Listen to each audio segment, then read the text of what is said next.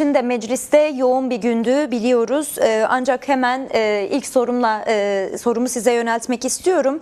Ankara'daki siyasi hareketlilik sürecin artık söylem aşamasını tükettiği ve daha pratik adımlara gidilmesi yönünde bir tırnak içerisinde tahammülsüzlük durumuna gelmiş noktasında ve icraatlerin başlaması noktasında bir talebiniz var. Sizden dinliyoruz. Beklentiniz nedir bugün yapılan açıklamalara dair de aynı zamanda? Evet, öncelikle 27 Şubat'ta heyetimizin İmralı'da Sayın Öcalan'la yaptığı görüşmenin çok önemli olduğunu ifade etmemiz gerekiyor. Tabii ki her görüşme çok önemli ama özellikle artık ikinci aşama dediğimiz aslında yasal sürece geçiş açısından Sayın Öcalan'la yapılan bu görüşmenin önemli bir belirleyen olduğunu ifade etmemiz gerekiyor. Yine heyetimiz bu sabah aslında kamuoyuna geniş bir açıklamada yaptı. Bu açıklamada da aslında Sayın Öcalan 27 Şubat çağrısının arkasında olduğunu, bu anlamıyla aslında silahların miadını doldurduğunu, bu süreçten bir geri dönüş olmayacağını ifade etmekle beraber aslında istikametinin, perspektifinin ne olduğunu da hem kendisi açısından hem Kürtler açısından açık ve net bir şekilde ortaya koyuyor. O da işte gerçek anlamda Cumhuriyet'in demokratikleşmesi, inkarcı, reddici, asimilasyoncu politikalardan vazgeçilmesi, Kürtlerin devletin Kürtleri bir güvenlik sorunu olarak görmemesi ve böyle bir kaygıya gitmemesi ve en nihayetinde bütün kimliklerin, bütün inançların kendi kimlikleriyle, kendi fikirleriyle, kendi düşünceleriyle aslında Cumhuriyet'e katılımlarının yolunun açılması gerektiğini bir kez daha ifade etmiş görüşmenin kendisinde ve en önemlisi de aslında bölgesel gelişmelerin de yer yer görüyoruz. Bazen bir bekletici nedenmiş gibi tartışılıyor İran'daki savaş ya da bölgedeki savaşın kendisi. Bu anlamıyla bunu bir bekletici neden değil, aslında tam da barış ve demokratik toplum sürecinin ne kadar da isabetli olduğunu gösteren ve bu anlamıyla da hızlanmamız gereken bir dönem olarak da ifade ediyor. Tabii bugün grup toplantıları da vardı. MHP Genel Başkanı'nın da açıklaması oldu. O anlamıyla sürecin ihtiyacı olan yasal düzenlemelerin hızla yapılması gerektiğine dair onun da bir açıklaması ve belirlemesi oldu. Bunun kıymetli olduğunu ifade etmemiz gerekiyor. Geçen hafta biraz daha bekleyelim gibi bir açıklaması olmuştu ama onu bir istisna açıklama olarak zaten belki görmek gerekiyor. Süreç içerisindeki bütün açıklamaları daha ziyade süreci ilerletecek, ilerlemesini isteyen, yol alınmasını isteyen bir çerçevedeydi. O anlamıyla bugünkü grup konuşması da dün yine basına yansıyan açıklamaların da bu çerçevede olduğunu ifade etmemiz gerekiyor. Pratikleştirmek gibi bir döneme kapı aralamış durumdayız. Yani artık pratik iş yapma zamanı ve burada da artık sorumluluk siyaset kurumuna düşüyor, iktidara düşüyor. Gerçekten meclisin de sorumluluk alması gerekiyor. O nedenle dedim sürecin ihtiyaçlarına gözümüzü kapatamayız. Artık burada hani çok kullanılan bir deyim var ya, top meclisin sahasında aslında, siyasetin sahasında. Siyaset üzerine düşen sorumluluğu yerine getirirse süreç yeniden ivmelenecek ve yeni bir eşikte aşılmış olacaktır. Bu eşik nedir? Yasa yapımıdır. Yani çok konuşuyoruz, çok söyledik. Şimdi silah bırakma tartışması oldu. 11 Temmuz'un neredeyse yıl dönümü geliyor. Ama silah bırakanların ülkeye dönüşünü sağlayacak, siyasete ve sosyal hayata katılımını sağlayacak bir yasadan hala yoksun bu ülke. Bir yasa yapamadık, yani meclis bir yasa yapmadı. Şimdi yasa yapmadan süreçlerin ilerlemesini beklemenin kendisi yanlış ve yanılgılı bir tutum.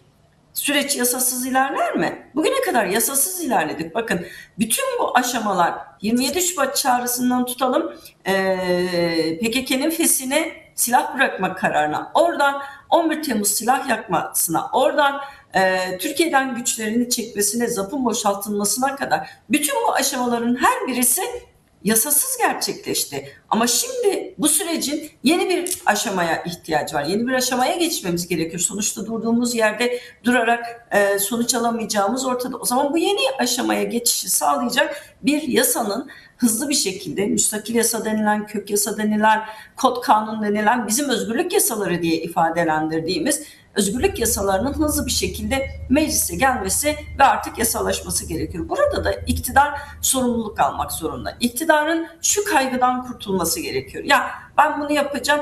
Bu günün sonunda bana bunun faturası olur mu? Günün sonunda ben oy kaybeder miyim? Gibi yaklaşımlardan, kaygılardan, bakış açısından sıyrılması gerekiyor. Bu mesele bir oy meselesi değil. Bu mesele bir iktidar meselesi değil. Bu mesele bir vekil seçilip seçilmeme meselesi değil. Bunun çok ötesinde bir şeyi konuşuyoruz ki Sayın Öcalan aslında bunu yine çok iyi bir şekilde metninde de görüşmede de söylemiş. Bu süreci doğru anlayan, sorumlulukla yaklaşan herkesin yalnızca bugünü değil ortak geleceği de kazanacağına inanıyoruz. Yani söz konusu olan hepimizin geleceği.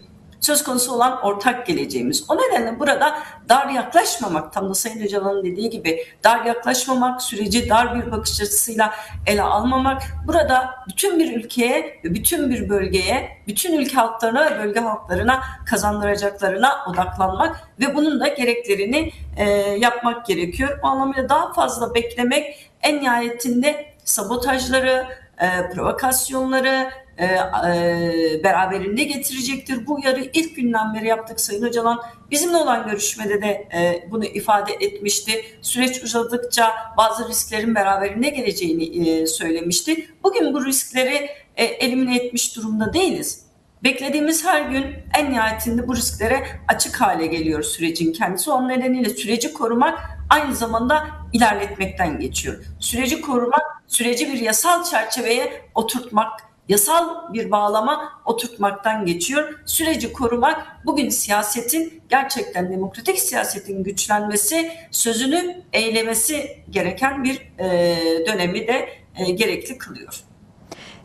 Son olarak şunu da değerlendirmenizi isteyeceğim. Biliyorum çok vaktiniz de yok ancak 11 partiden iktidara bir çağrı olması bu sürecin sadece DEM Parti ve bileşenleri üzerinden gidiyor tartışmalarına ya da bu değerlendirmelere karşı nasıl bir gerçekliği gösteriyor da dahil olmaları bu sürecin tamamen toplumsal bir mücadele hattına dönüşmesi noktasında nasıl bir adım olarak yorumluyorsunuz siz? Süreç yasal adımlarla ilerlemeli diye bir talepleri var 11 siyasi partinin.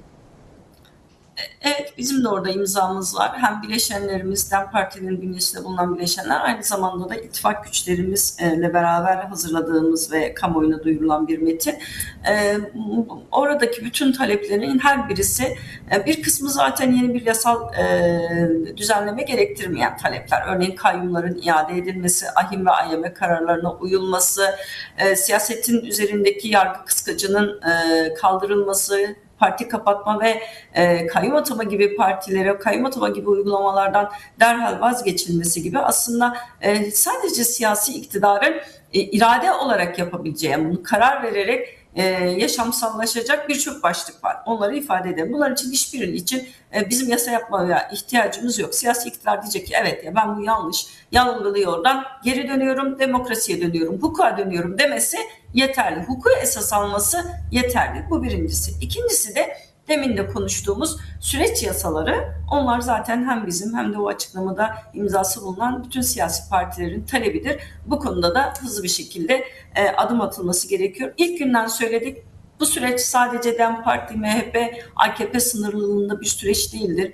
Bu mecliste grubu bulunmayan bütün siyasi partiler ve meclis dışındaki bütün siyasi partilerle beraber 86 milyon yurttaşın sürecidir. Bütün demokratik yapıların sürecidir. Onun anlamıyla bu konudaki ortaklaşma zeminlerini güçlendirmek ve demokratik basınç mekanizmalarını gerçekten hayata geçirmenin de çok önemli olduğunu düşünüyoruz. O anlamıyla toplum da taleplerini barış için, demokrasi için, çözüm için daha fazla dillendirmeli, yükseltmeli. Siyasi partiler ve demokratik kitle örgütleri, demokratik kamuoyu da bu demokratik basınç mekanizmalarını daha fazla görünür kılmalı ki bugün hükümetin bu konudaki tutuk davranışları ya da geri adım demeyelim ama adım atmayan yaklaşımları aşılabilsin ve hep beraber yol alabilelim.